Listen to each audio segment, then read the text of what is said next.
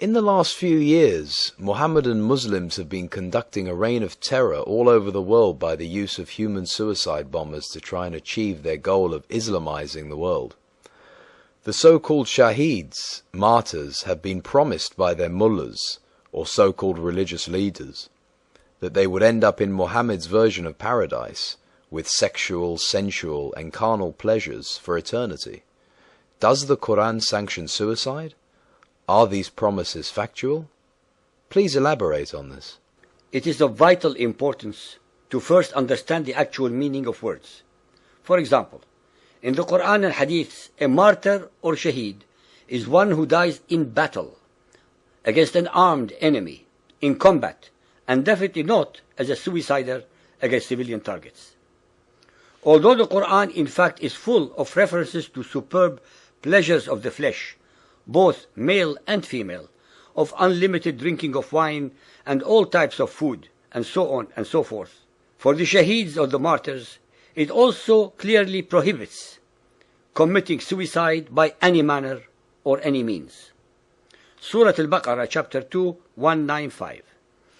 And spend of your substance in the cause of Allah, and make not your own hands contribute to your destruction. An-Nisa, chapter 4, 29. O ye who believe, eat not up your property among yourselves in vanities, but let there be amongst you traffic and trade by mutual goodwill. Nor kill or destroy yourselves. وَلَا تَقْتُلُوا أَنفُسَكُمْ.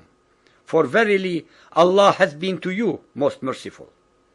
The ahadith also prove that Muhammad considered committing suicide a cardinal sin. Despite the Quran's and Muhammad's prohibitions, Muhammadan scholars are justifying acts of wanton murder by suicide bombings and hijackings as true to Islam.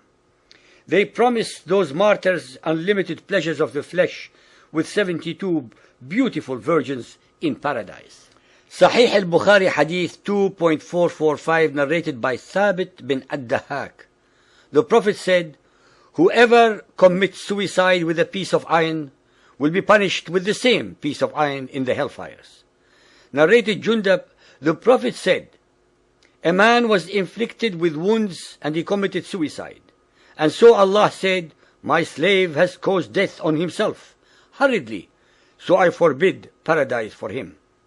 Sahih al-Bukhari Hadith 2.446, narrated by Abu Huraira. The Prophet said, he who commits suicide by throttling shall keep on throttling himself in the hellfire forever. And he who commits suicide by stabbing himself shall keep on stabbing himself in the hellfire. Sahih al-Bukhari Hadith 8.73, 8.126 and 8.647, narrated by Thabit bin Ad-Dahhak.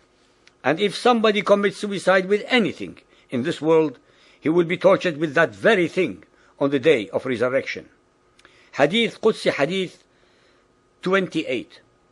There was amongst those before you a man who had a wound. He was in such anguish that he took a knife and made with it a cut in his hand, and the blood did not cease to flow till he died.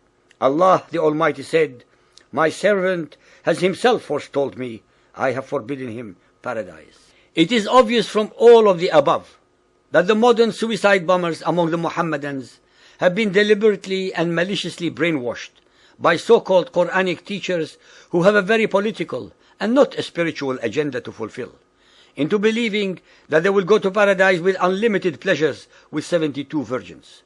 It is crystal clear from the above Quran and Hadith verses that martyrdom requires dying or getting killed in battle and not by committing suicide.